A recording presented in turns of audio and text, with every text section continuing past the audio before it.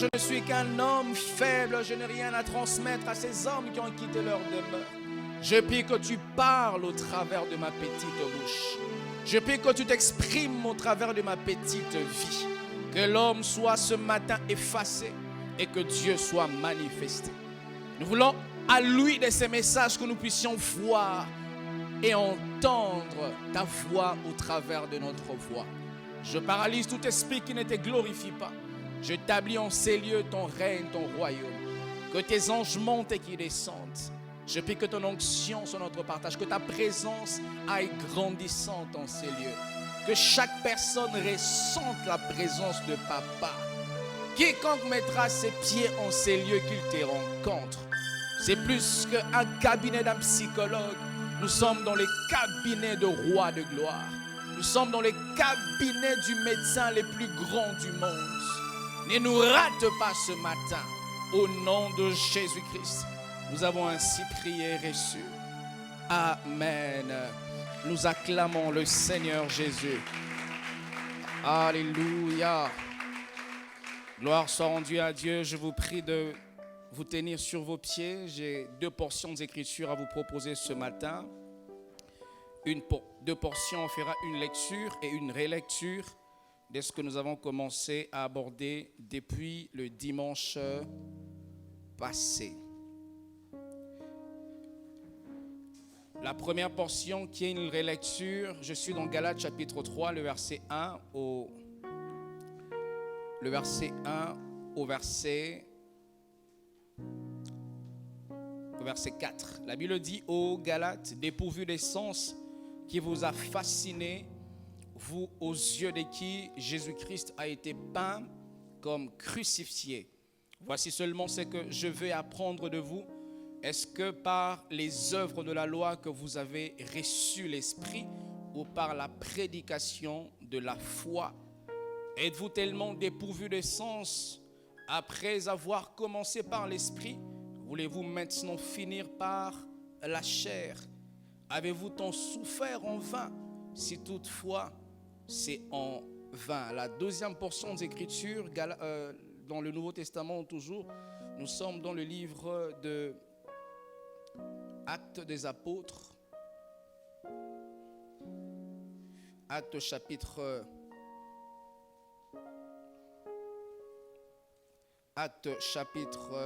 20, l'histoire d'Éticus.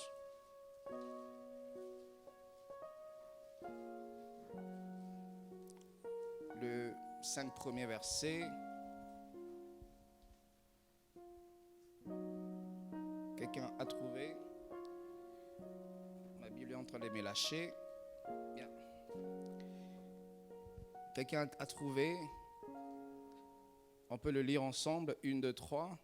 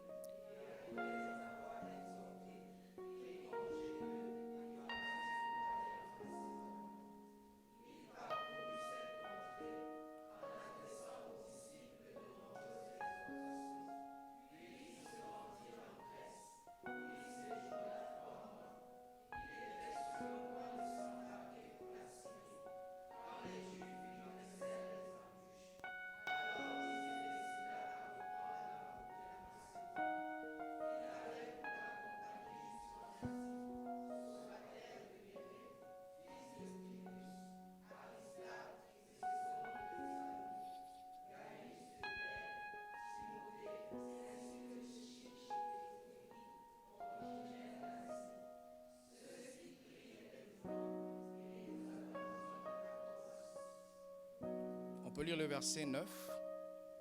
Le verset 9 de Actes chapitre 20. Éticus, voilà.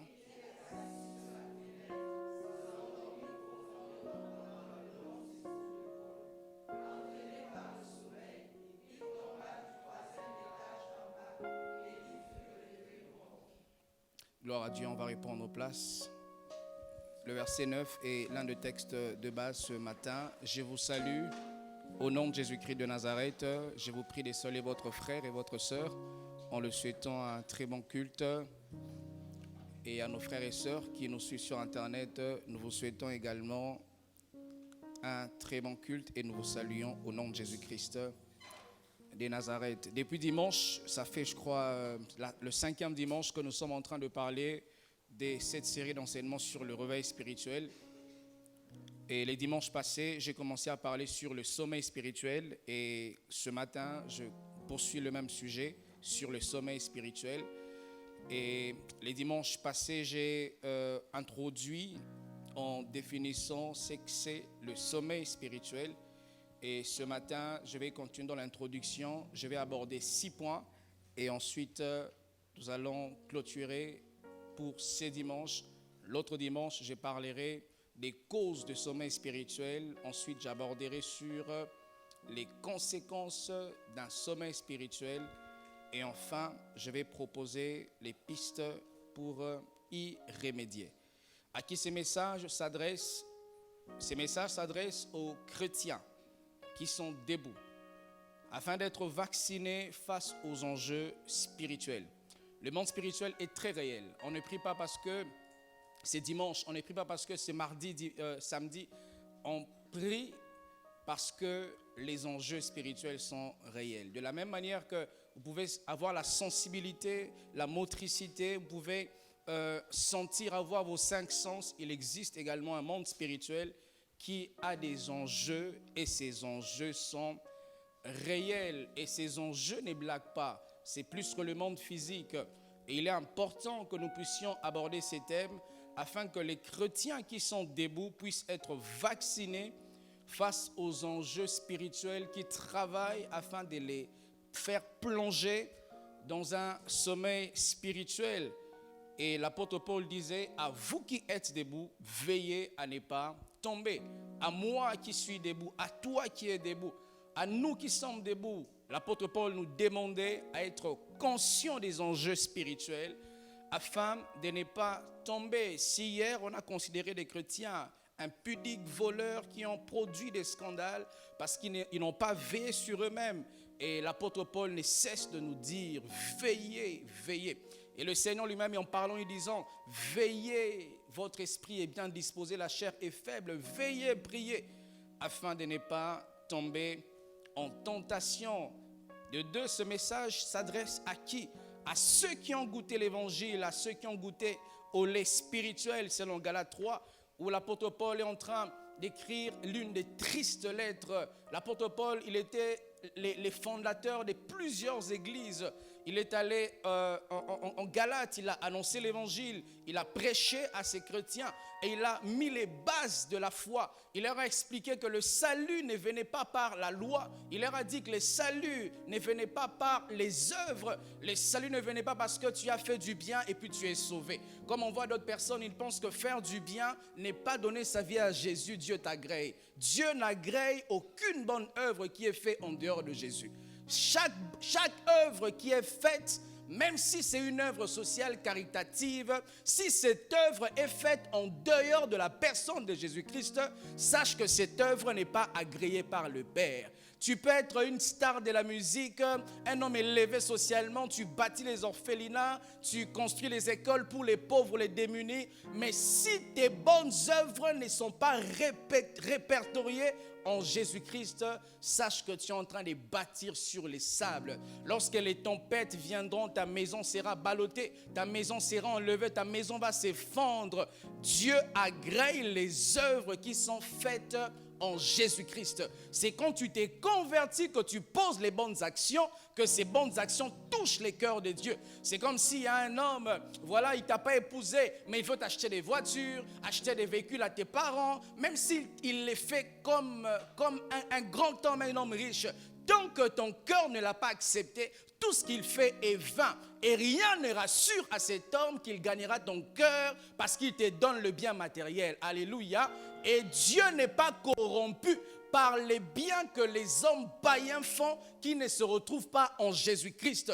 Construis les hôpitaux comme tu veux. Aie pitié des malades comme tu veux. Si toi-même tu ne te tournes pas vers le Seigneur, sache que tes bienfaits sont nuls. Et ces hommes, l'apôtre Paul leur avait enseigné qu'on n'est pas sauvé par les œuvres, on est sauvé par la foi. Frères, sœurs, vous savez, l'homme, il est tellement un être méritocrate, si je peux le dire comme ça. Il pense que pour avoir, il doit mériter. Vous savez, on relate un jour l'histoire d'un couple. Il y avait un couple d'un boxeur avec une dame. Et cette dame avait trompé son mari. Et son mari, il était allé au travail, mais il s'est rendu compte rapidement qu'il a oublié un objet. Et quand il rentre à la maison, il trouve sa femme en flagrance sur les lits conjugales avec un autre homme. Et cet homme, il entre, il le voit, mais il fait comme s'il ne les a pas vus. Il pensait qu'il a oublié dans sa garde-robe et il ressort. Et après encore, il revient dans la chambre, il prend les chaussures de ces messieurs-là. Il pose sur l'armoire de la télévision, il écrit que personne n'y touche. C'est quand un boxeur te dit comme ça, il faut obéir. Parce que tu sais ce qui va se produire après. Et il part au travail et puis il revient. Il demande à sa femme de faire la table, il mange. La nuit, ils vont, ils prient, ils dorment. Le lendemain, il prend le petit déjeuner, il repart encore au travail, il rentre et il dit rien. Et la femme s'étonne. Est-ce qu'il avait vu ou il n'avait pas vu? Mais s'il n'avait pas vu, il n'aurait pas pu prendre ses chaussures. 2 semaines, la femme commençait à maigrir. Et le mari part. 3 semaines après, elle aussi, elle fait une note. J'ai pris mes bagages, je suis parti chez nous à la maison. Parce que l'homme est un être qui aime la méritocratie. Ça veut dire, tu lui fais les mal, il s'attend à ce que tu me fasses aussi les mal. L'homme, il pense que, puisque j'ai commis trop de péchés, pour que je sois sauvé, je dois fournir des efforts. Il faut que je fasse un lavage spirituel pour être protégé. Il faut que je fasse un culte au crâne pour être protégé. Ce n'est pas ce que l'apôtre Paul enseigne. L'apôtre Paul les a dit, on est sauvé par la foi, au moyen de la grâce. Même si tu fais les lavages spirituels, même si tu as les grands de tout ce monde, même si tu as des contacts à la présidence, au palais royal, si la grâce de Dieu n'est pas sur ta vie, tes contacts ne pourront rien faire à un certain niveau de la vie. Les contacts ne font pas tout, mais la grâce de Dieu fait tout. Les contacts, il y a des endroits qui n'arriveront pas, mais la main de la grâce de Dieu n'a pas de limite. Et ces hommes avaient cru en cet évangile qu'on n'est pas sauvés parce que nous avons fait des œuvres, mais nous sommes sauvés parce que nous avons cru à l'œuvre de Jésus à la croix. Et ces hommes, ils marchaient dans cette logique, ils marchaient croyant que nous ne sommes pas sauvés parce que nous sommes des hommes saints, parce que nous avons manifesté de la pureté, mais pécheurs que nous sommes, nous avons cru au Dieu saint qui est Jésus et nous sommes pardonnés. Et plus tard, l'apôtre Paul, il apprend que ces hommes qui avaient cru qu'on est sauvé par la grâce, ils commencent à repratiquer les œuvres de la loi parce qu'ils se disent que la foi seule ne suffit pas. Ils commencent un peu à douter. Vraiment, si seulement je demande pardon à Dieu, Dieu va me pardonner. Vraiment, vous savez, frères, sœurs, la grâce, elle est trompeuse, comme la Bible dit. Un homme qui a tué, un homme qui a violé, un homme qui a fait des génocides, si cet homme se répand, il va au ciel. Vous le croyez? Les hommes, on ne peut pas croire, mais c'est ça la vérité. Un homme qui t'a violé, un homme qui a empoisonné ton père, un homme qui a fait en sorte que tous les malheurs que tu as, soit lui la cause. Mais quand cet homme, il rencontre l'évangile, Dieu remet les compteurs à zéro. Mais donc vous voyez, les hommes, ils disent non, j'ai beaucoup avorté, j'ai beaucoup tué, j'ai fait avorter. Seulement croire et puis je suis pardonné, c'est de trop. Il faut qu'à côté de ma foi, que je commence un peu à ajouter les lavages au village. Il faut que chaque week-end que j'aille au village pour qu'on me protège. C'est ça, ils sont rentrés, c'est ça les sommets spirituels. S'il faut que je définisse le sommeil sur le plan physique, le sommeil est un état normal et naturel dans le cycle de la vie. Et c'est important. Celui qui ne dort pas ne peut pas être efficace. Mais lorsque le sommeil devient permanent, ça devient un problème. Physiquement, le sommeil, c'est un état normal et naturel dans le cycle de la vie. Le matin, nous nous sommes réveillés, on va vaquer à nos occupations. Et à 20h, 21h, 22h, minuit, on va aller s'endormir parce que c'est le cycle naturel de la vie afin que l'homme puisse fonctionner normalement. Mais j'aimerais également donner 3 définitions biologiques ou physiologiques du sommeil. Premièrement, le sommeil est un état dans lequel on trouve un être humain qui dort. Ça, c'est une définition assez simpliste. La deuxième définition biologique, le sommeil, c'est le passage d'un état d'éveil à un état de léthargie qui est caractérisé par la cessation de l'activité motrice. Le sommeil est cette période-là. Lorsque tu es en train de t'endormir, tu étais dans un état d'éveil et tu passes à un état de léthargie. Et cet état de léthargie est caractérisé par la cessation de toute activité. Par la cessation de toute activité motrice. Lorsqu'on dort, on ne bouge plus. Lorsqu'on dort, on ne sait plus bouger les mains, on ne sait plus parler, on ne sait plus marcher, on ne sait plus faire tout ce qu'on fait quand on est dans un état d'éveil. Suis-je en train de me faire comprendre? Parce que le sommeil nous immobilise. C'est comment on dit? Nous immobilise. Voilà. Lorsque nous sommes en train de nous endormir, nous sommes immobilisés. L'homme fort, on peut entrer et puis on vole sa télévision. L'homme vigilant, on peut entrer, on vole son téléphone. L'homme qui est, je ne sais pas moi, ayant des gardes du corps et un gros chien, un berger allemand. Lorsqu'on endort son berger allemand, on peut entrer et voler. Parce que le sommeil a la capacité de vous rendre incapable d'agir. Mais le sommeil n'est pas seulement le passage d'un état de veille à un état de léthargie, qui est caractérisée par la cessation d'activité, mais aussi elle est caractérisée par la cessation de la sensibilité. Lorsqu'on s'endort, notre sensibilité baisse. Et vous savez, il y a des gens qui, lorsqu'ils s'endorment, la sensibilité ne baisse même pas, ça disparaît totalement. On peut entrer, on saute dessus sur lui, on marche, on le vole même, il ne se rend même pas compte qu'on l'a volé. Il y a des types de personnes, quand on grandissait, on avait des amis qui dormaient et puis on leur mettait la cigarette. Qui a fait ça à l'école? Je suis le seul homme pécheur ici, il y a beaucoup d'hommes saints ici. Quel niveau de sommeil! Et pire encore, ceux qui dorment à l'église. Il y a un baffle qui résonne, mais lui il dort. Sensibilité réduite. Et quand le sommeil spirituel te frappe, ta sensibilité spirituelle elle est réduite. Tu ne sais plus voir les feux rouges de Dieu qui s'allument pour te dire attention ma fille, attention mon fils. Parce que tu es endormi spirituellement.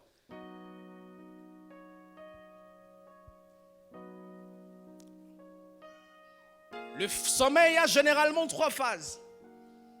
Premièrement, le sommeil a la phase qui commence par l'affaiblissement des activités cérébrales. Rarement on s'endort directement. Le sommeil, c'est un peu comme un avion. Avant de décoller, il fait un peu le taxi. Ensuite, il se décolle. Et le sommeil, avant de s'endormir, c'est la première phase où c'est l'affaiblissement des activités de ton cerveau. Ton cerveau ne répond plus comme ça devait répondre. Où tes paupières commencent à se fermer même si tu ne veux pas de ça. Où tu commences à avoir une certaine faiblesse, tu ne sais plus trop réfléchir parce que ton corps te réclame du sommeil. Et la deuxième phase, c'est cet affaiblissement t'entraîne à un relâchement de la motricité et de la sensibilité corporelle. Lorsque ça te prend, c'est comme si tu es tétraplégique, c'est comme si tu es paralysé. Tu es tellement fatigué. Il y a des gens, lorsqu'ils sont tellement fatigués, ils rentrent chez eux à la maison, tu peux les poursuivre par les désordres qu'il a. Quand il entre de sa maison, il enlève les chaussures. Tu sais, la première indice. Il enlève la veste, troisième indice. Tu peux les pourchasser, pas par prophétie, par son désordre, parce qu'il est tellement fatigué. Lunettes, il jette là-bas. Perruque, il jette là-bas. Apparemment, il y a des gens qui sont comme ça ici. Quelqu'un va dire, il est le vrai prophète. Je ne suis pas prophète. Je sais seulement que les hommes sont comme ça. Alléluia. Et lorsque la motricité, la sensibilité corporelle se relâche, vient l'assoupissement, la somnolence. Mais la somnolence et l'assoupissement, ce n'est pas forcément le sommeil. Tu n'es pas totalement endormi, mais tu n'es pas aussi totalement éveillé.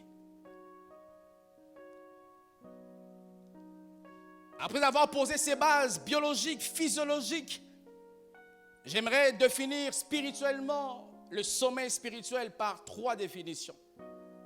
Premièrement, c'est un état d'inertie, soit momentané ou prolongé, dans lequel se trouve une chose ou une personne. Lorsque nous sommes plongés dans un sommeil spirituel, nous sommes inertes, incapables d'agir. Même si tu veux agir, tu ne sais pas agir. Même si tu as la volonté d'agir, mais les pouvoirs d'agir te manquent. Deuxièmement, le sommeil spirituel est une période temporaire de déconnexion entre Dieu et l'homme. Il est triste de lire dans 1 Samuel chapitre 3, le verset 1 au verset 3, les grands serviteurs de Dieu, Élie, ils ne savaient plus entendre la voix de Dieu. La Bible dit que le jeune Samuel était là, servant Dieu devant Élie. Et lorsque Samuel était appelé par Dieu, il ne comprenait pas que ça c'était la voix de Dieu. Et la Bible précise que la voix de Dieu se faisait rare à cette période-là. Les grands serviteurs de Dieu, ils ne savent plus entendre que Dieu parle. Parce que lorsque le sommeil spirituel, c'est une période temporaire où l'homme est déconnecté de Dieu.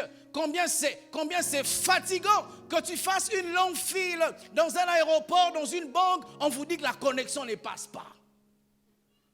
Ou c'est fatigant, tu as consacré du temps, tu as attendu 1 heure, 2 heures dans un aéroport, dans une banque, et au bout de 2 heures, 3 heures, on te dit, messieurs, madame, la connexion ne passe pas.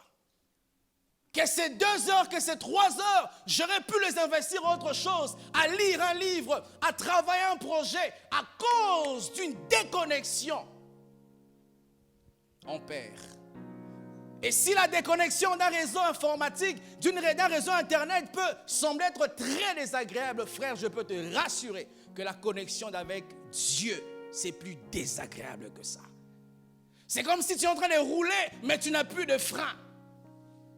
Tu n'es pas encore mort, mais tu es sûr que tu vas mourir. J'aime beaucoup conduire. Je disais à ma femme, si la mort n'existait pas, ou si elle ne m'avait pas appelé à le servir, j'allais être un chauffeur qui fait les rallyes, les courses. J'ai conduisé quand j'étais à Kinshasa. Je pouvais conduire 500 km. Je pouvais faire 14 heures de route. Un jour, j'ai fait un voyage, j'ai fait 24 heures carrément route. Et un jour, je faisais mes courses. Mon chauffeur qui conduisait, il commet une erreur. On va dans les ravins. C'est un moment où tu comprends que le mot Jésus est imprimé dans ta bouche. Sans qu'on t'ait dit par un pasteur, prie Jésus, patalabakayabaka. Apparemment, je ne suis pas seul. Hein? On est nombreux ici. 23h50, on se retrouve presque dans un désert. Et comme mon chauffeur a repris les volants, docile comment il était, quelqu'un a dit, tu entends la nouvelle de la mort de loin. On t'apprend que la mort est à Bonanjo, il arrive. Ah, ce que tu ne fais pas, tu le feras. La troisième définition, le sommeil spirituel est un état d'inconscience et d'incapacité, comme je le dis, de lire, de saisir et de comprendre Dieu. Selon Jean chapitre 3, l'histoire de Nicodème, lui qui était les prétendus docteurs de la loi, lui qui était les prétendus hommes de Dieu, qui était censé d'ailleurs maîtriser la parole de Dieu, mais il ne pouvait pas, il était dans l'incapacité, dans l'inconscience de lire la volonté de Dieu, de saisir la pensée de Dieu et de comprendre Dieu. Et là, j'ai mis un principe depuis le dimanche passé. Quiconque ne sait lire la volonté de Dieu pour toi, tu es dans un sommeil spirituel. Quiconque ne sait savoir ce que Dieu veut que je fasse, il se peut qu'il y ait une coupure de connexion entre toi et Dieu. Quiconque ne peut comprendre qu'est-ce que Dieu veut de ma vie. Tu es en train de te réveiller le matin comme une poule, tu t'endors comme une poule, tu ne comprends rien de ce que Dieu veut dans ta vie. Il y a une différence entre ce que tu veux de ta vie et ce que Dieu veut de ta vie. Où tu ne sais pas exactement savoir qu'est-ce que Dieu attend de moi.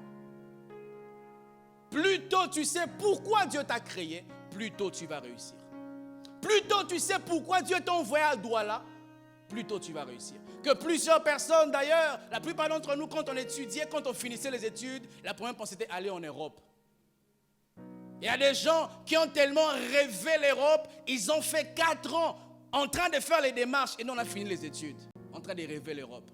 Parce que plus tôt tu sais ce que Dieu veut de toi, plus tôt tu vas capitaliser le temps et tu deviendras ce que Dieu veut que tu deviennes. J'aimerais mentionner 6 points très rapidement concernant le sommeil spirituel. Le tout premier point, vous devez savoir, mes frères, il ne suffit que de peu pour être plongé dans un sommeil spirituel. il ne suffit que de peu, très peu même, pour être plongé dans un sommeil spirituel. Regardez ce que la Bible dit dans Proverbes chapitre 24, le verset 33 au verset 24. Le chapitre 24, le verset 33 au verset 34. La Bible dit un peu de sommeil, un peu d'assoupissement, un peu de croiser les bras pour dormir. Et le verset 34, la Bible dit, et la pauvreté te surprendra comme un rôdeur et la disette comme un homme sans armes. Vous voyez, ici on parle d'une action posée et d'une conséquence qui est la résultante de cette action-là. On dit un peu de sommeil, on dit un peu de croiser les bras, un peu d'assoupissement et rapidement, la pauvreté va te surprendre comme un rôdeur. Frères, sœurs, il ne suffit que de très peu pour que le sommeil spirituel frappe à ton esprit. Il y a des gens que je vois, comment ils sont superficiels. J'en parlerai d'ailleurs sur la cause de sommeil spirituel. Comment ils sont superficiels. Ils disent non, j'ai seulement menti. J'ai seulement dit ça pour que je m'échappe. Vous savez, frères, sœurs, Satan nous proposera toujours les péchés sans nous montrer les conséquences du péché. Satan a dit à Adam et à Ève, lorsque vous mangerez de ces fruits, vos yeux s'ouvriront et vous deviendrez comme des dieux. Waouh, quelle belle proposition. Mais Satan ne leur avait pas dit, si vous mangez, vous serez expulsés du jardin. Pire, vous serez expulsés de la présence des dieux. Et bizarre, lorsque Adam et Ève, ils touchent à l'interdit, selon les commentateurs, ils disent que Dieu avait l'habitude de descendre chaque soir au jardin afin de dialoguer avec l'homme. Et la Bible dit clairement que la voix de Dieu parcourait le jardin en disant, Adam, où es-tu? Bizarre, les dieux omniscients, les dieux même omniprésents, qui connaît tout, qui voit tout, qui est partout, ils posent la question pour dire, Adam, où es-tu? Les péchés nous enlèvent de la présence de Dieu. Les péchés rendent Dieu aveugle. C'est comme ça, tu vois, si tu vis dans le péché, tu pries. Dieu pour toi est un Dieu incapable parce que les péchés affaiblissent Dieu, si je peux le dire comme ça. Vous voyez Jésus, un homme qui n'avait jamais péché. Il porte seulement nos péchés. Et à la croix, il était cloué.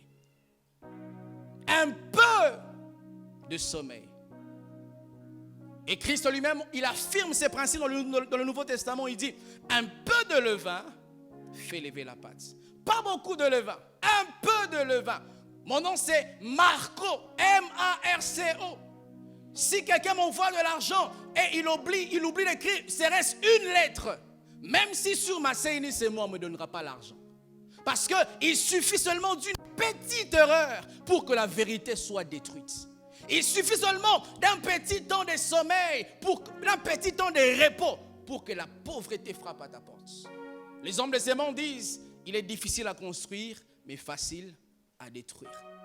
On a construit ici, peut-être je ne sais pas moi combien de jours que le propriétaire a construit ici, mais si nous décidons de casser ça en un seul jour, ça va se casser. Pourtant, ça n'a pas été bâti en un seul jour. Ta foi a été bâtie par les prédications que tu entends, par les pasteurs qui se consacrent à toi, par les missionnaires que Dieu envoie, par des hommes et des femmes qui consacrent toute leur vie afin de te présenter le Seigneur. Et tout cet investissement, ça peut tomber à l'eau à cause d'une simple distraction.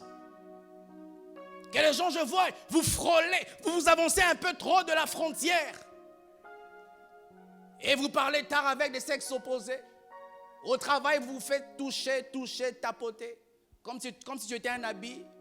Dans une boutique, on touche, qu'on tourne, qu'on touche. Je vous ai dit le dimanche passé que le temps que tu tues ne mourra pas s'il ne s'est pas vengé de toi.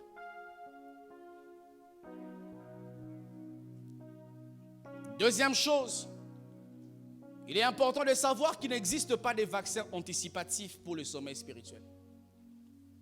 Il n'y a pas de solution préétablie. Ça veut dire, moi j'ai déjà reçu une dose de vaccin. Même si le sommeil spirituel vient, ça ne va pas me toucher. C'est faux. Il n'existe pas de vaccin que nous prenons bien avant pour que le sommeil ne t'éteigne pas. Et donc cela voudrait dire, nous devons tout le jour veiller sur nous. Nous devons tout le jour faire effort de vivre à côté de Dieu pour que les sommeils spirituels ne nous frappent pas. Nous devons faire effort tout le jour de nous approcher de Dieu. Tous les jours prier. Tous les jours lire la Bible. Tous les jours marcher dans la sainteté. On ne craint pas Dieu parce qu'il y a un projet. On ne craint pas Dieu parce qu'il y a un poste qui t'attend. Il faut laisser. On craint Dieu parce que nous devons craindre Dieu. Si un homme est fidèle à sa femme parce qu'il a peur de divorcer, il n'aime pas sa femme. On est fidèle à sa femme parce qu'on aime Dieu, on aime sa femme. On ne craint pas Dieu parce que tu vas prêcher. Que des prédicateurs impudiques, des pasteurs impudiques, il sait qu'il va prêcher, tout ça. Et pire même, des pasteurs qui ne prient pas, ils ne prient que quand ils doivent prêcher. Les serviteurs de Dieu qui ne prient pas, ils ne lisent pas la Bible. Ils ne lisent qu'à la Bible que lorsqu'ils doivent prêcher. C'est l'église qui est devenue ton Dieu. Ce sont les hommes qui sont tes dieux, mais Dieu n'est plus ton Dieu. À chaque fois que tu feras les choses de Dieu, pour les hommes, tu n'es plus serviteur de Dieu. Il y a des chrétiens ici, ils sont chrétiens parce que le pasteur est là. Tu es bien habillé parce que tu viens à l'église, le pasteur va me voir. Je ne suis pas ton Dieu, je ne suis pas mort à la croix pour toi. Je ne suis pas présent avec toi partout, Jésus est présent avec toi partout.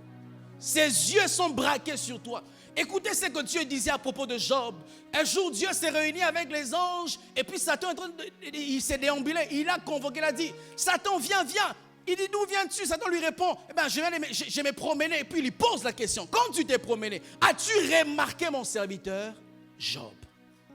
Et Dieu se frappe la poitrine, dit, il est intègre. Est-ce que Dieu peut le dire à ton sujet? Oui, il réunit les démons de ta famille, les collègues de ton travail, là où tu habites dans ton quartier. Et puis il leur dit, as-tu remarqué mon fils? As-tu remarqué ma fille? Il est intègre. Est-ce que Dieu peut se frapper la poitrine à ton sujet?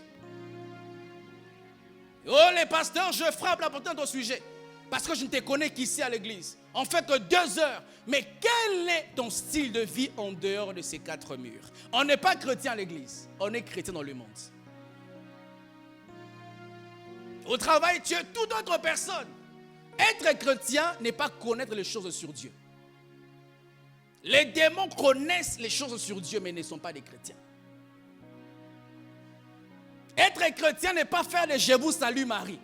N'est pas avoir l'encens, avoir l'eau bénite. Être chrétien, c'est avoir une relation personnelle avec Jésus-Christ. Si tu me reçois chez toi à la maison, comment tu vas me traiter? Et si toi, maintenant, là, tu as reçu Jésus dans ton cœur, comment tu traites Jésus? Comment? Si c'est le pasteur qui vient, la maison propre, tout est parfumé, climatisé, parce que le pasteur, je veux le dire bien, parce que l'esclave de Jésus vient. Parce que la sentinelle de Jésus vient. Moi, Jésus, il n'y a pas match. Je suis un esclave pour Jésus. Mais quand tu reçois lui-même Jésus, comment tu te comportes? N'as-tu pas lu que ton corps est le temple du Saint-Esprit? Mais comment tu traites ces corps-là? Frère, il n'y a pas de vaccin qui feront en sorte que tu ne sois pas touché par le sommeil spirituel. Troisièmement, pour ce matin, le sommeil spirituel peut être une réaction individuelle, mais peut rapidement devenir aussi collective. Actes chapitre 20, le verset 9 qu'on a lu, la Bible dit, alors que Paul était en train de prêcher un long discours, il y avait un jeune homme au nom d'Eutychus qui, à cause de ces longs discours de Paul, il était pris par le sommeil. Un seul individu dans toute l'assemblée qui est frappé par le sommeil spirituel. Comme ça, on voit à l'église comme ça, on vient dimanche, mais toi-même tu sais ce que tu as fait hier. Tu sais ce que tu as bu hier. Tu sais qui t'a touché hier. On t'a tripoté hier, ma soeur. Donc toi, tu as un gynécologue privé qui te tripote. Un médecin qui n'a pas fait médecine. Un chirurgien. On t'a tripoté hier. S'il y avait le scanner des mains, si je te scanne, qu'est-ce que je ne verrai pas dans ton corps? Si même Dieu commençait à faire de nous comme, je sniffer un peu comme un chien, quelle odeur je ne sentirais pas? Et voilà comment je vois les gens, hypocrites comme tout. Il fait le fumer, et avant de venir à l'église, il va chiquer. Il prend un peu comment on appelle ça ici, les chewing-gums. Il va chiquer. Et pour qu'on ne sente pas l'odeur. Tu trompes qui? Les pasteurs? Dieu n'a pas vu que tu as fumé. Vous êtes embrassé. Voilà comme on dit, non pasteur, c'est pas un péché. On a seulement flirté. Oh, que c'est beau. Flirter. Si c'est bien, venez faire ça ici, on va vous acclamer. Oh, c'est beau, flirter. Et vous flirtez. Et puis tu mets les labellos pour qu'on ne sente pas. Vous faites des tire-langues.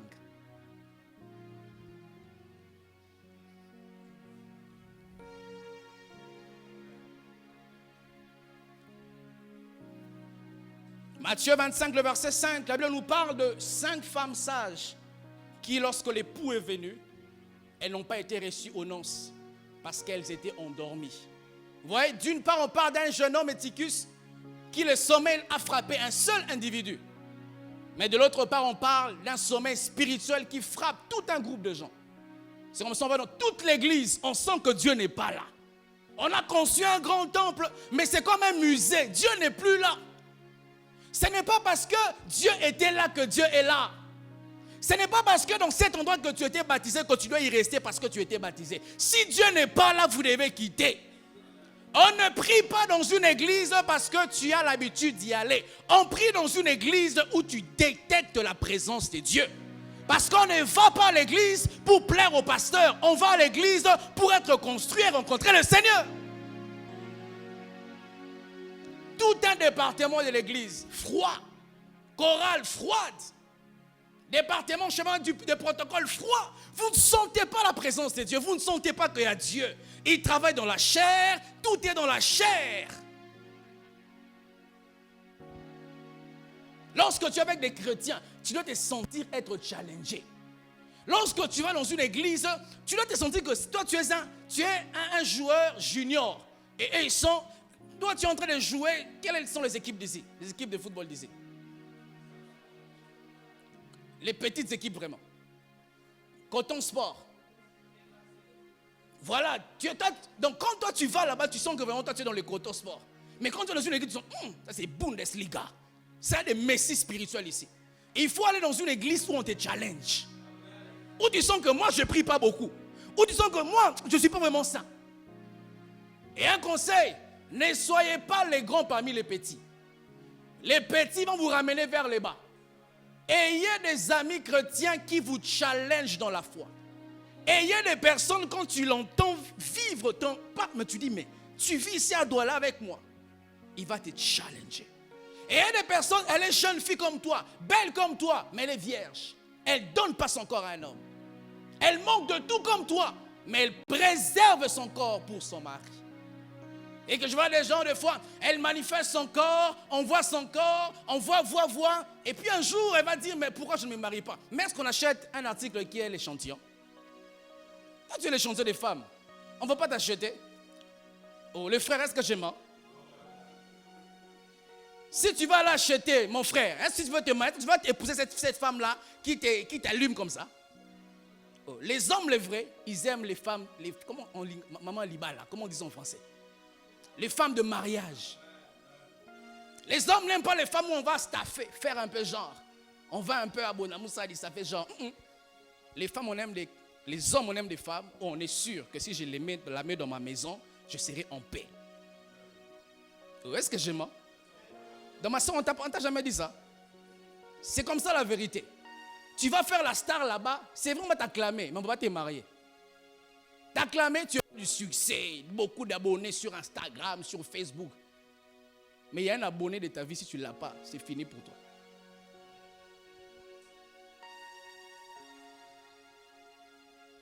Quatrièmement, c'est ça? Le sommeil spirituel s'accompagne toujours, retenez très bien, toujours des pertes de quelque chose, toujours. Lorsque tu subis un sommeil spirituel, sache que tu as perdu quelque chose. Même si tu ne vois pas encore la perte, sache que spirituellement, on t'a soutiré quelque chose. Écoutez, Juge, chapitre 16, le verset 20 de l'histoire de Samson. La Bible dit, Delilah dit alors, les Philistins sont sur toi. C'est l'histoire où Samson était couché sur Delilah, sur ses cuisses. Et ensuite, on a coupé les cheveux. Maintenant, Delilah lui dit, les Philistins sont sur toi, Samson. Et la Bible dit, il se réveilla de son sommeil. Il se réveilla de son sommeil. Et voilà son orgueil. Et dit, je m'en tirerai comme les autres fois. On ne s'en tire toujours pas comme les autres fois. Toi qui es devenu une joueuse, je ne sais pas moi, de niveau 5. Tu couches, tu n'as pas de grossesse. Il y aura un jour. Ça va entrer. Il Il y a des enfants têtus, vous savez. Il y a un enfant, lui on ne l'avorte pas. Il va entrer. Parce que c'est un homme de Dieu, il ne peut pas être avorté par toi. Ça c'est un grand homme qui va changer ta famille, il ne veut pas être avorté par toi. Les médecins vont te donner les pilules, tu vas boire, ça va couler, mais lui il va rester accroché là.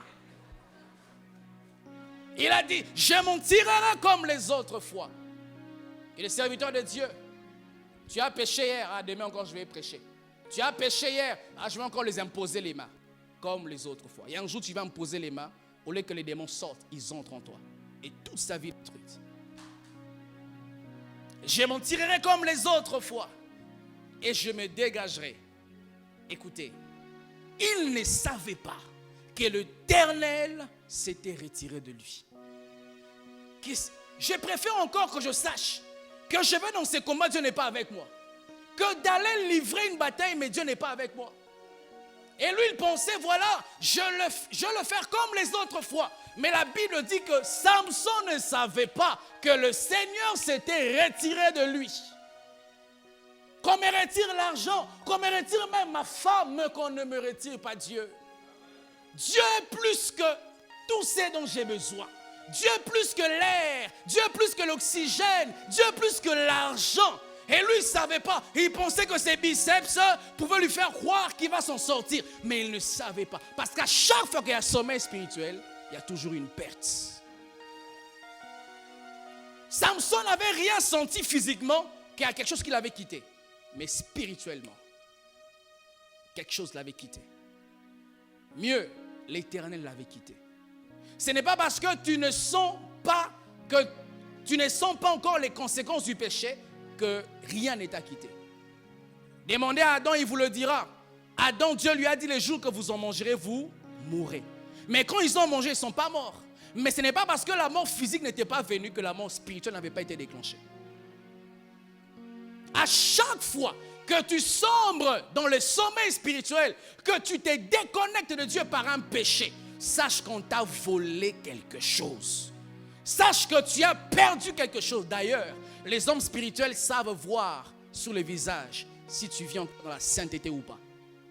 Sans prophétie, on peut te voir.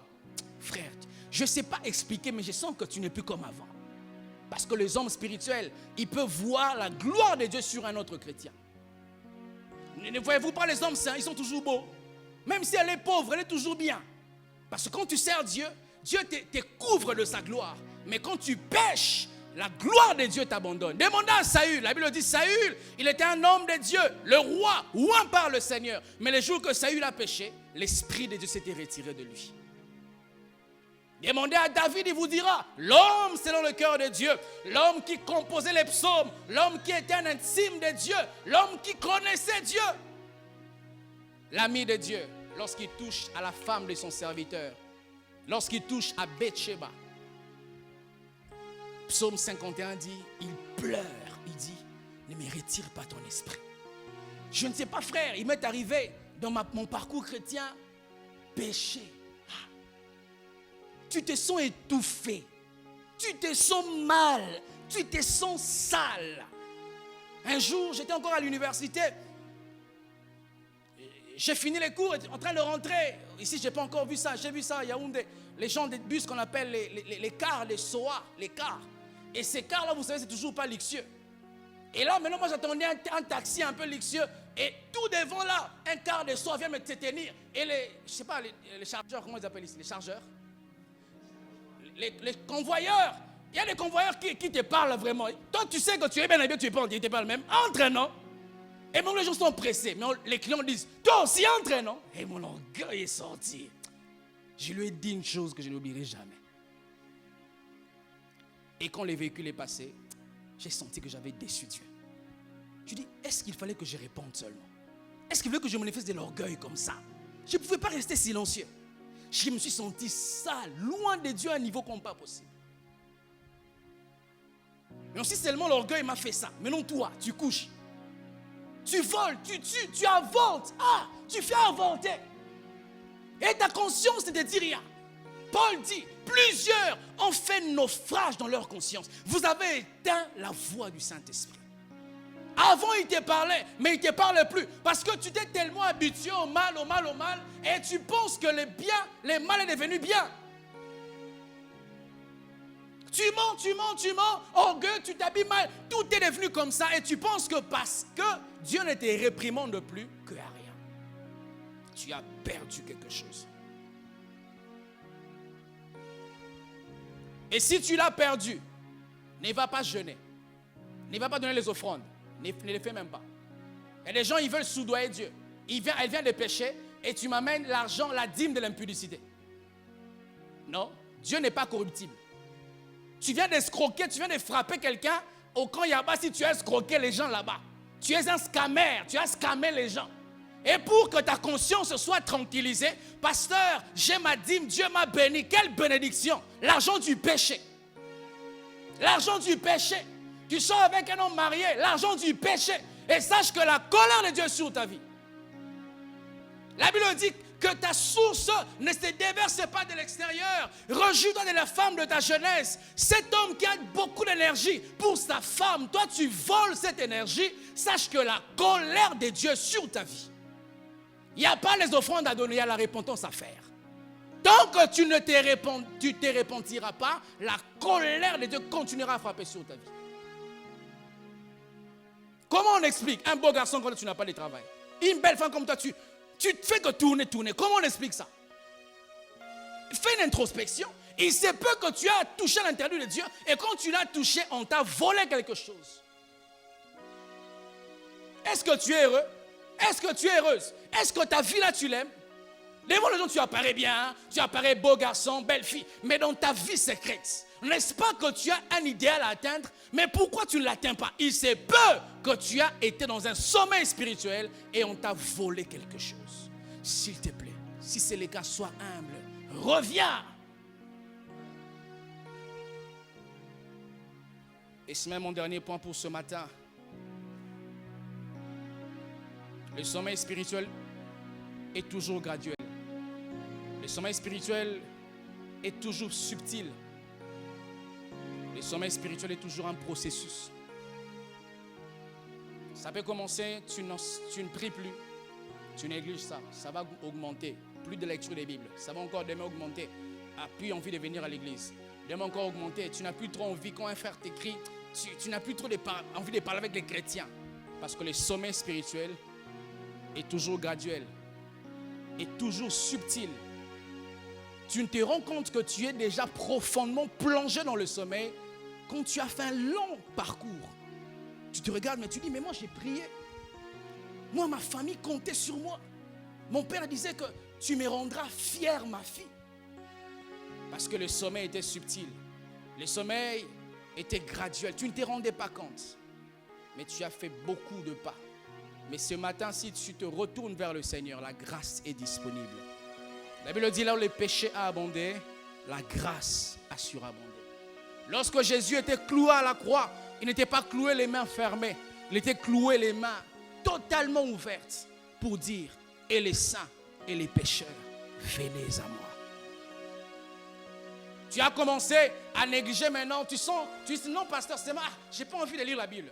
Ce n'est pas une envie. C'est un poison à petit feu. C'est une sémence qui va te détruire à petite échelle. Tu supportes plus l'église. Ça fait des années tu as mis les pieds dans... J'ai reçu quelqu'un, elle m'a dit, ça fait 12 ans que je ne mets plus les pieds à l'église. 12 ans. Tu es quand même un poisson qui a fait 12 ans sans eau. Comment tu vis? Tu es un mort spirituel. Les dimanches maintenant, on va à parcours vite. On va faire un peu le jogging, le sport. Ça fait genre.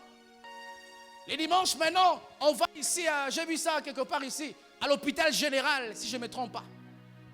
Là maintenant, on fait un peu les pompes. Ça fait, comment on appelle ça encore? Ça fait fitness. Fitness. Ça fait bien fitness. Ton corps prend le fitness, mais ton esprit s'atrophie. Tu es en train de perdre l'humilité spirituelle. Et tu deviens fragile spirituellement. Toi qui pouvais résister à la tentation, tu commences à trembler devant une tentation parce que ton humilité spirituelle a baissé. Écoutez ce que la Bible dit, Apocalypse 3, le verset 17. à propos de l'église de Laodicée. La Bible dit, parce que tu dis, je suis riche, je me suis enrichi, je n'ai besoin de rien. Écoutez ce que la Bible dit, parce que tu ne sais pas que tu es malheureux, misérable, pauvre, aveugle et nu. Il dit, je n'ai besoin de rien, je me suis enrichi, je travaillais, j'ai souffert. Dieu m'a élevé, je suis devenu un DG, un directeur, j'ai signé un gros contrat, je suis riche. Et Dieu lui dit, tu le dis parce que tu ne sais pas que tu es un misérable, tu es un pauvre, tu es nu. Tu as laissé une voiture dehors, mais quel est ton état spirituel? Qu'est-ce que Dieu dit de toi? Une belle maison, mais quel est ton état? Une belle apparence, un bon mari, un bon garçon, une belle femme, mais qu'est-ce que Dieu dit de toi? Est-ce que Dieu dit que tu es riche comme tu l'affirmes? Ou Dieu dit parce que tu ne sais pas que tu es un malheureux? Ah oui, il y a beaucoup de malheureux apparents. Sur TikTok, tu es une grande star. Instagram, une belle femme, un garçon que toutes les femmes aimeraient avoir. Mais tu sais que tu es un malheureux. Tu sais que tu es une malheureuse.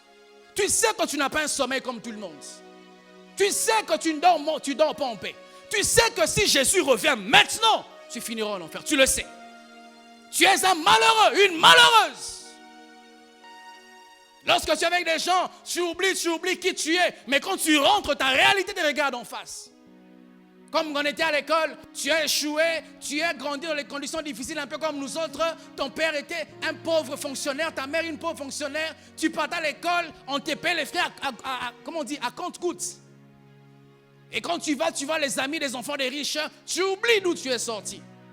Et quand l'école finit, il y a des voitures climatisées qui viennent, ils entrent. On dit, mais tu ne rentres pas. Non, j'attends le chauffeur. Tu attends les chauffeurs. Tu attends. Quand tout le monde part, nous on appelle ça au Congo ligne 11. Tu commences à marcher tout droit jusqu'à la maison. Et vous savez ce qui est bizarre? Quand tu marches, il y a toujours quelqu'un qui va te voir. J'ai vu quelqu'un comme toi. Non, ce n'est pas moi. Moi, mon chauffeur était venu. Devant les gens, tu fais genre, tu fais swag, mais tu sais que tu es malheureux. Tu sais que ta vie avec Dieu ne va pas bien. Ton mari, ta femme, ça ne va pas. Ta santé ne va pas bien. Depuis que tu as fait ceci, ta santé ne va plus bien. Ta santé financière ne va plus bien. Tu n'as plus de paix intérieure. Est-ce que tu peux dire que si Jésus revenait maintenant, tu vas le voir? Si aujourd'hui une bombe explose ici, as-tu l'assurance du salut? Si aujourd'hui Dieu décide d'arrêter ta vie, est-ce que tu es sûr de voir le Seigneur? Est-ce que tu verras le Seigneur comme un juge ou comme un avocat? Parce que tu ne sais pas que tu es un pauvre. Tu es un malheureux. Tu ne sais pas. Un pauvre. Un pauvre. Comme le général Naman, je crois. Naman. Tu es habillé comme un général. Costume propre. Une très belle odeur. Bon parfum. Des 400 000 francs CFA. Mais à l'intérieur de toi, tu es lépreux. Tu as la lèpre. Lorsque tu passes, quelle belle femme, mais tu sais que quand tu as commis les péchés, on t'a enlevé une trompe quand tu as avorté. Tu sais que moi là, on pense que je suis vierge, mais je ne le suis plus. Tu es une malheureuse. Avec ta femme ne sait rien, mais toi-même tu sais que tu l'as trompée. Tu es un malheureux. L'argent que tu as, est-ce que tu peux les brandir devant Dieu que tu l'as obtenu par la sueur de ton front? La voiture que tu as, tu peux brandir devant Dieu pour dire que je l'ai obtenu par la sueur de mon front. Les vêtements même que tu as, ma soeur, les cabellos que tu as. Je suis étonné de voir les femmes, les jeunes filles. iPhone 13 Pro Max, ça sort il n'y a pas longtemps. Et elle te dit, c'est mon oncle. Ah, nous on n'a pas des oncles. Hein? Toi tu es le seul à avoir des oncles. Ça coûte combien iPhone 13 Pro Max ici? Dans les $1,200, combien? 800 000? 1 million, c'est trop. Et regardez-moi cette sœur. Tu n'as pas, même un homme, tu n'as pas d'autonomie financière, tu n'as pas de projet d'avenir, mais tout ce que tu prends, tu investis dans un téléphone. Ne sais-tu pas quand cet adage qui dit on ne met pas tous ses œufs? Si un problème surgit là, et ici j'apprends au Cameroun que vous avez une très très bonne habitude de faire, je crois, les tontines. Et vous gagnez l'argent et vous allez vous réjouir. L'argent que tu as eu avec beaucoup de souffrance, est-ce que tu peux dire à Dieu, ce téléphone, je ne l'ai pas volé? Moi-même, en tant que pasteur, je peux le dire à Dieu que cette montre, ce n'est pas l'argent des offrandes. Je peux regarder Dieu comme ça. Oui, je peux le regarder. Je peux faire 2 ans prêcher avec une même chaussure sans voler l'argent de Dieu. Parce que le plus important, ce n'est pas comment je me présente, mais c'est que je vous donne quand je me présente. Les biens que tu as, ça crie devant Dieu pour te condamner ou pour te justifier. Les téléphones que tu as, ça crie devant Dieu pour te justifier ou pour te condamner. Et si ce matin tu as les choses que Dieu défend, tu dois arrêter ça. Tu dois donner ça à Dieu. Et que les gens, je vois, il a volé et puis il y a des versets sataniques qui viennent dans la tête. Oh, la Bible dit, tout est sanctifié par la prière et la parole. Non. Si tu as volé, tu dois rendre ce que tu as volé.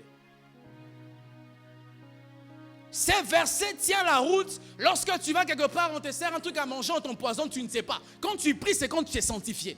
Mais tu es conscient que les biens mal acquis que tu as, tu es conscient de ça et tu pries, ça ne sera pas sanctifié.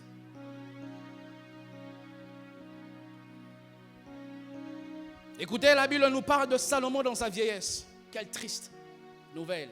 1 Roi chapitre 11, le verset 4. La Bible dit, à l'époque de la vieillesse de Salomon, ces femmes inclinèrent son cœur vers d'autres dieux. Et son cœur ne fut point tout entier à l'Éternel son Dieu, comme l'avait été les cœurs de David son père. Les versets français courants dit, Salomon cessa d'aimer Dieu. Est-ce que tu aimes toujours le Seigneur? L'homme qui est assis sur cette chaise, est-ce que tu aimes toujours le Seigneur? Est-ce que ton cœur bat toujours pour le Seigneur? Lorsque tu t'es converti, tu avais envie de Dieu, envie de le connaître, de prier. Lorsqu'on tombe amoureux d'une femme, d'un homme, on a envie de savoir sur lui, sur son Facebook, voir ses statuts, l'aimer parce que tu es amoureux d'un homme, d'une femme. Mais est-ce que tu es toujours amoureux de Dieu? La Bible dit, dans la vieillesse de Samson, il cessa d'aimer le Seigneur. Il cessa. C'est pas que il avait abandonné, mais il a cessé. Tu peux être ici, tu n'as pas abandonné Dieu, mais tu as cessé d'aimer Dieu. Ta dîme, tu vas payer ce matin. L'offrande, tu vas donner, mais tu as cessé d'aimer Dieu. Tu n'es plus amoureux de Dieu. Tu n'es plus amoureuse de Dieu. Là même, tu regardes l'heure, mais les pasteurs avaient dit jusqu'à 12h, il reste 15 minutes, 15 minutes, 15 minutes, 15 minutes. Tu as cessé d'aimer Dieu. Lorsqu'on aime un homme, on ne voit pas le temps passer. On ne voit pas le temps passer, mes frères. J'ai aimé quelqu'un, je pouvais aller loin, loin, sans savoir. Vous savez, on relate l'histoire un jour, c'est pas moi, hein, je vous assure. Ah, ça c'est les pasteurs lui-même, c'est pas moi. Ma femme sait que c'est pas moi. Un frère qui était tombé amoureux d'une sœur. Et la sœur habitait loin, vraiment c'était opposé de chez lui. Et le frère, il va le rendre visite, il parle, il oublie qu'il n'est pas riche, il n'est pas venu en véhicule, il a trouvé un transport. Il arrive là-bas, il parle, un peu comme à Upen. Et lui, il habite Nsele. Et frère, il arrive jusqu'à 23h30. Les frères se rendent compte qu'il n'y a plus de taxi. Comment je vais rentrer? Frère chrétien, prédicateur de sainteté. Et il sort au carrefour, il voit un camion de brasserie d'alcool qui va de son côté. Et les frères, ils s'accrochent avec les casiers d'alcool. Il oublie qu'il est chrétien. À cause de l'amour qu'il avait pour cette sœur, il n'a pas vu le temps passer. Et si déjà tu n'es plus à l'aise dans la présence de Dieu, sache que tu as cessé d'aimer Dieu. Si ton amour pour Dieu devient calculateur, pour lui accorder du temps, tu calcules. Donner ton argent, tu calcules. Est-ce que les personnes ne vont pas acheter une veste, une chaussure? Est-ce que tu calcules? Tu as cessé d'aimer Dieu. Et enfin, Apocalypse 2, le verset 4, verset 5, la Bible dit, mais ce que j'ai contre toi, c'est que tu as abandonné ton premier amour. Tu as abandonné. Dieu le reconnaît que tu as abandonné ton premier amour. Ce n'est pas que tu as abandonné Dieu, mais l'amour que tu avais de Dieu avant, Dieu reconnaît que tu l'as abandonné. Écoutez ce que Dieu dit. Reviens donc d'où tu es tombé. Réponds-toi et pratique tes premières œuvres. Sinon, je viendrai à toi et j'ôterai ton chandelier de sa place, à moins que tu ne te répandes. Avec Dieu, avant qu'il ne frappe, il avertit. Il a dit ici, souviens-toi d'où tu es tombé et réponds-toi. Mais il dit, si tu ne le fais pas, je viendrai, je vais ôter les chandeliers de ta place. Comme je vous ai dit que le sommeil spirituel est un processus et graduel. Lorsque vous voyez un chrétien faire un scandale public, sachez que Dieu lui faisait les reproches dans le secret. Lorsque vous voyez un homme de Dieu faire un scandale, l'impudicité, les vols, le mensonge, on l'a piégé puis on l'a attrapé. Sachez que dans le secret, Dieu lui faisait des remarques. Je vais finir par cette illustration d'un de nos contemporains. Je me garderai de ne pas citer son nom. Un grand serviteur de Dieu, très grand. Aux États-Unis, il était devenu tellement grand, tellement... Il est encore vivant, ces messieurs. Gloire à Dieu, Dieu l'a restauré. Tellement grand. Il faisait des croisades. Déjà vers 1970, un stade rempli. Il prêche en Philippines. Ah, grand. Et de toute sa vie dans sa gloire, il n'avait jamais mis pied en Afrique. Et après, il prend l'occasion d'aller seulement 2 fois. La première fois, il va en Afrique du Sud. La deuxième fois, il va en Côte d'Ivoire. Et il arrive en Côte d'Ivoire. Un autre grand serviteur de Dieu de son temps, David Wilkerson, qui le connaît, il appelle à 2h du matin. Il lui dit, homme de Dieu, on n'a pas beaucoup de rapprochements entre toi et moi. Mais quand je dormais, j'ai vu un arbre grand tomber, faire beaucoup de bruit. Et les gens qui étaient autour, ils ont dit, si on l'avait seulement injecté, il se serait guéri pour 2 ans. Et il dit, Dieu me dit, je ne connais pas comment tu mets, Dieu me dit que tu prennes une retraite de 2 ans. Ne sers plus Dieu. Prends un temps de 2 ans pour que Dieu travaille. Et puis il donne semblant, j'ai écouté, mais il pense que voilà, je suis dans la gloire, dans l'élévation, il est jaloux de moi. Encore à 3h du matin, David Wilkerson, il fait le même rêve, il le rappelle, il dit, homme de Dieu, je viens de voir le même rêve, Dieu me dit ceci. Il finit, il n'a pas finalement obéi à cet homme de Dieu. Il prend l'avion et rentre aux États-Unis. 2 semaines après, on l'attrape en flagrance avec une prostituée. Et les journaux, ils ont écrit, les prêcheurs n'étaient qu'un pécheur. Quelle déception pour toutes ces âmes qui le voyaient comme un modèle. Quelle déception, quel regret, quel remords. Son cœur battait de la chamade. S'il pouvait accepter de prendre 2 ans sans prêcher, il serait resté en vie. Dans ton secret, quelles sont les remarques que Dieu te fait ces derniers temps? Quelles sont les remarques que le Saint-Esprit te fait? Il y a des gens même ici, des fois le Saint-Esprit vous donne une tristesse. Question de vous repentir, mais vous vous entourez d'une joie qui n'est pas de Dieu.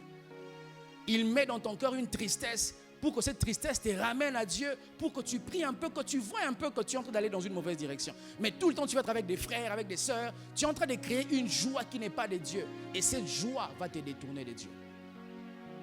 Frères, sœurs, la Bible dit, si vous entendez sa voix, n'endurcissez pas vos cœurs. Que Dieu vous bénisse abondamment. Nous nous tenons debout. Nous allons prier. J'irai là-bas parmi les anges, près des manuels, me consoler.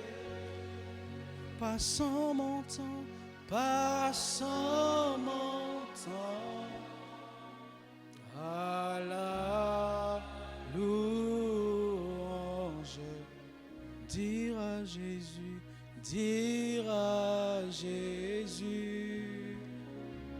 un grand.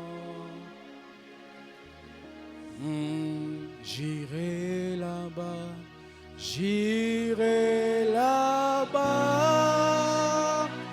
parmi les anges, près de Manuel, près de Manuel, me consoler. Passons mon temps, passons mon temps à la dire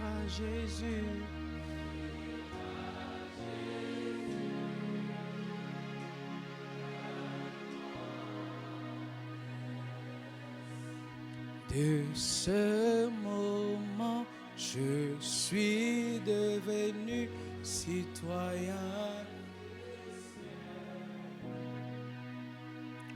J'ai une nouvelle vie en Jésus.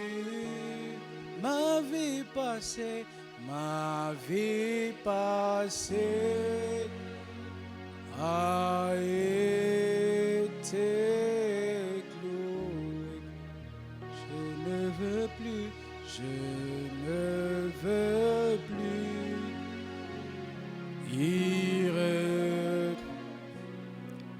Oh, j'irai là-bas,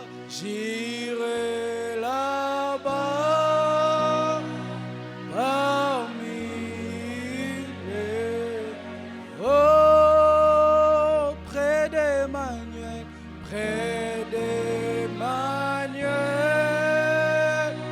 me consoler.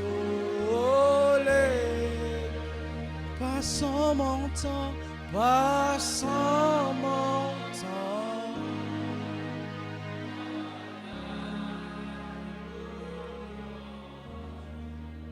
Tire à Jésus.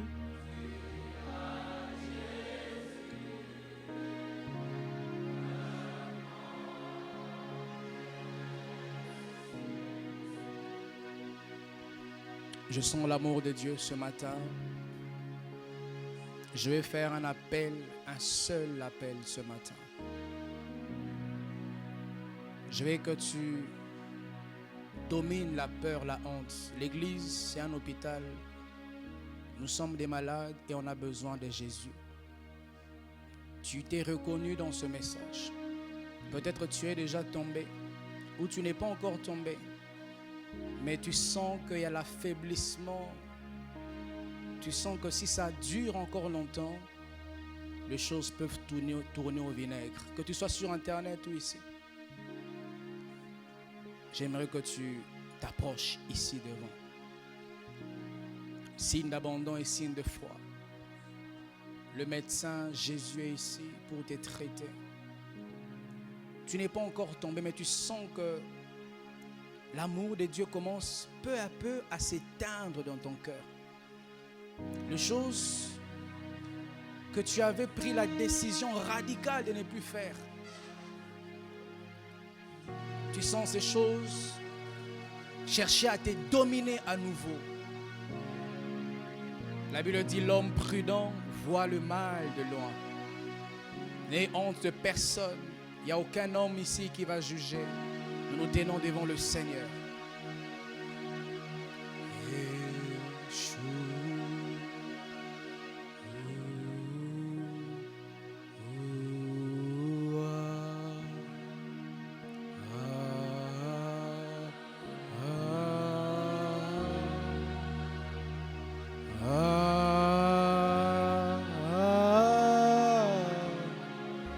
Dieu aime la repentance, il libère son onction. Yeshua.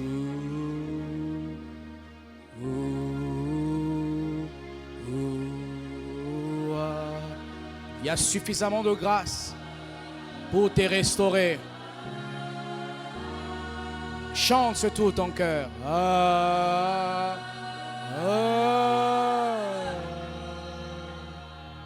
Yeshua.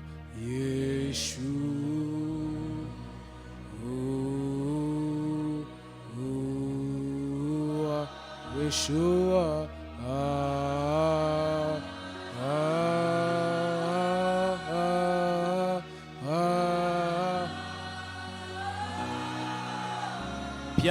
piano encore. Yeshua, Yeshua. Ora dagas, ora dagadavagas. Saint-Esprit, convainc les cœurs, convainc les cœurs. Convainc du péché, convainc du péché, convainc du péché. Yeshua. Yeshua. Oh.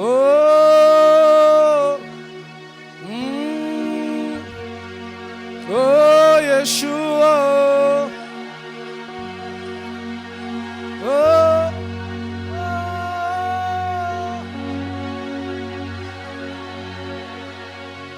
Prie le Seigneur, demande à Dieu de te venir en aide. Demande à Dieu de ne pas permettre que tu t'endormes. Si tu t'es endormi, demande à ce que la main de Dieu vienne te secouer, que la main de Dieu vienne te réveiller. Prions le Seigneur. Prions le Seigneur. Profite de ces moments, de cette présence de Dieu. C'est plus que la quinine. Dieu traite ton esprit. C'est plus que les doliprane. Dieu est en train de traiter nos esprits, de traiter nos vies. Il ne veut pas qu'on soit désorienté. Il ne veut pas qu'on rate notre destinée. Il ne veut pas que tu sois en retard dans ta destinée. Oh, Shadalama, prie le Seigneur. Que tu sois sur Internet, que tu sois ici présent, prie le Seigneur. Que Dieu vienne te replacer sur l'empire de ta destinée. Que Dieu vienne te repositionner sur l'empire de ta destinée. Tu n'aimes plus Dieu assez. Que Dieu restaure l'amour dans ton cœur. Tu ne pries plus. Que Dieu restaure le feu de la prière. Tu as les mauvaises fréquentations maintenant. Tu te sens à l'aise avec les païens. Que Dieu te restaure. Que Dieu restaure ton amour. Que Dieu restaure l'amour de la parole en toi. L'amour de la sainteté qui est perdu. Que le feu de l'amour de Dieu soit rallumé, rallumé. Élève ta voix. Prie, prie, prie, prie. Nous sommes à l'hôpital de Dieu. Dieu nous traite. Dieu nous traite. Dieu nous traite. Prie le Seigneur. Oublie ton temps. Oublie les voisins. Tiens-toi devant Dieu. Seul face au Père. Il y a la grâce de Dieu pour te restaurer. Il y a la grâce de Dieu pour te restaurer. Il y a la grâce de Dieu pour te restituer.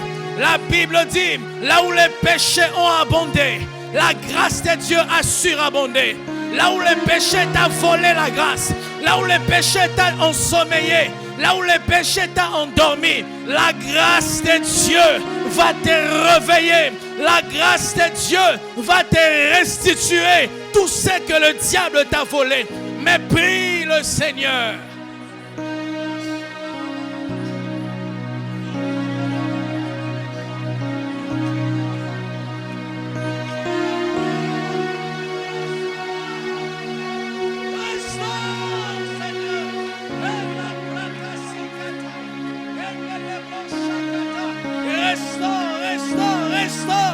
Restaure.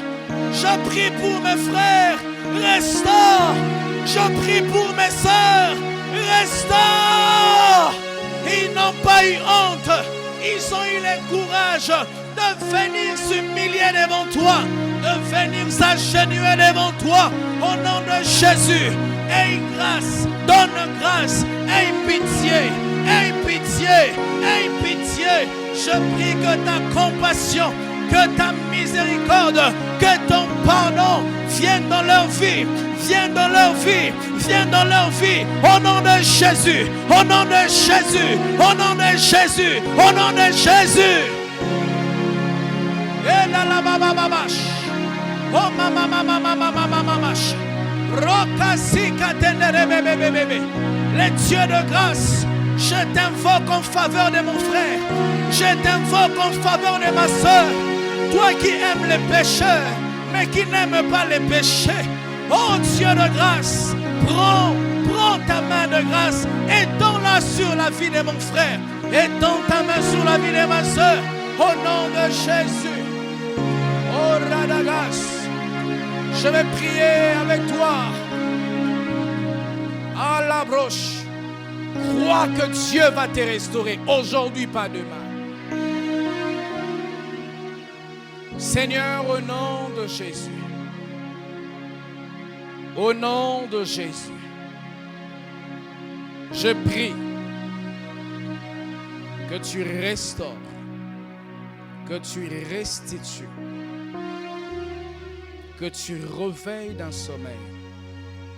Quiconque est tenté à s'endormir, quiconque se retrouve déjà en train de s'endormir, Ce matin, il a reconnu son état spirituel, mais il n'a aucune force pour qu'il s'en sorte.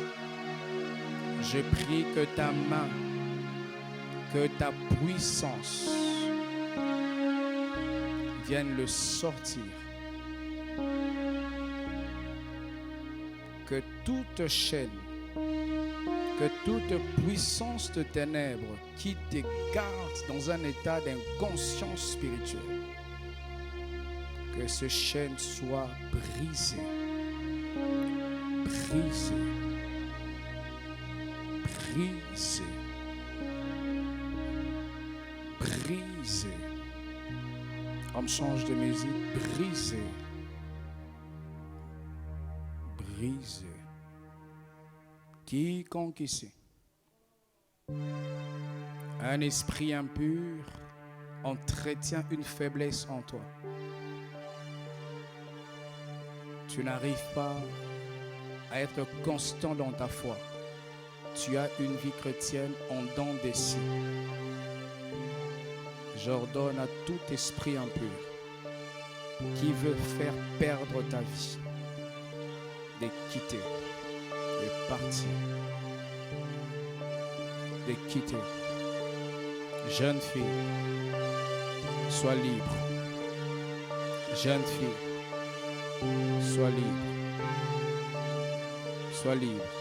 Sois libre au nom de Jésus. Sois libre au nom de Jésus. Sois libre au nom de Jésus.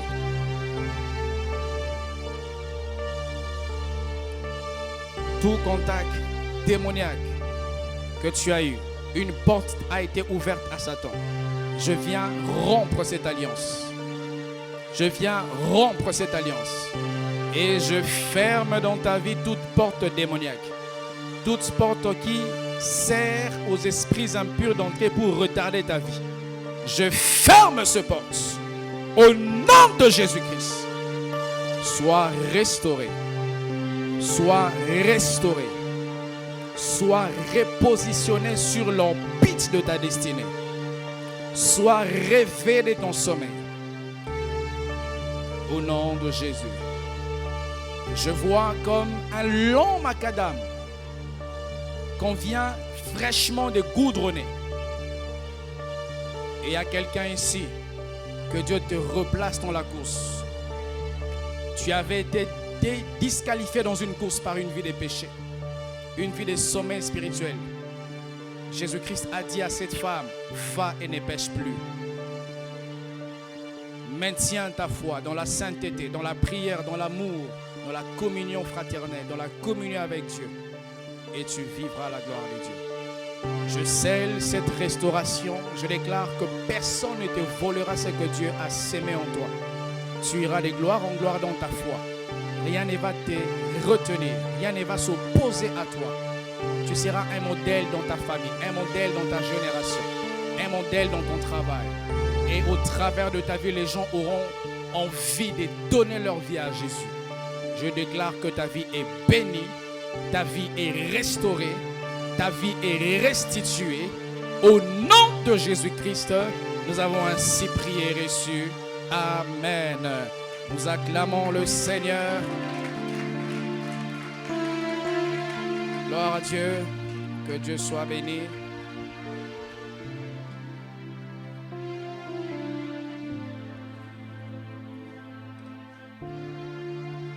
Soit béni. On va reprendre nos places et on va nous approcher pour notre service d'offrande.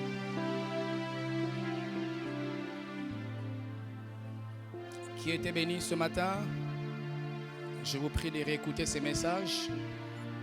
C'est gratuit. Vous avez une clé USB. On va vous remettre ça en audio, tout comme en vidéo. À la Compassion, on ne vend pas des prédications. On donne gratuitement. Ou carrément, tu vas sur Internet, Pasteur Marco Makolo sur Facebook ou YouTube. Tu verras cette prédication. Ou sur Facebook, Église de la Compassion Douala, pour réécouter ces messages. Nous aurons 2 services. Nous allons apporter nos offrandes pour l'aménagement. On n'a pas encore fini les travaux. Voilà, commencer. Et pour soutenir l'œuvre par nos offrandes. Et le 2e service, tu vas apporter ta dîme et tu vas bénir la parole. Je vais vous remettre les enveloppes parce que nous sommes en train de nous organiser, comme vous le savez, à accueillir les pasteurs Marcelo. Il faut casser tout ça, faire une mezzanine. Et nous avons depuis un moment pris l'habitude donc d'apporter les offrandes, des contributions, afin que le projet et la vision que Dieu nous a donnée soient réalisés.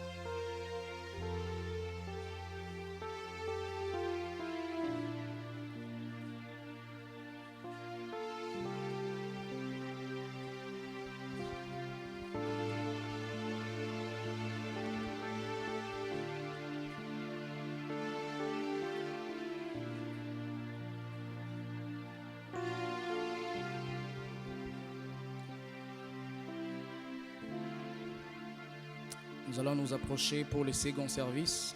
Tu vas bénir la parole.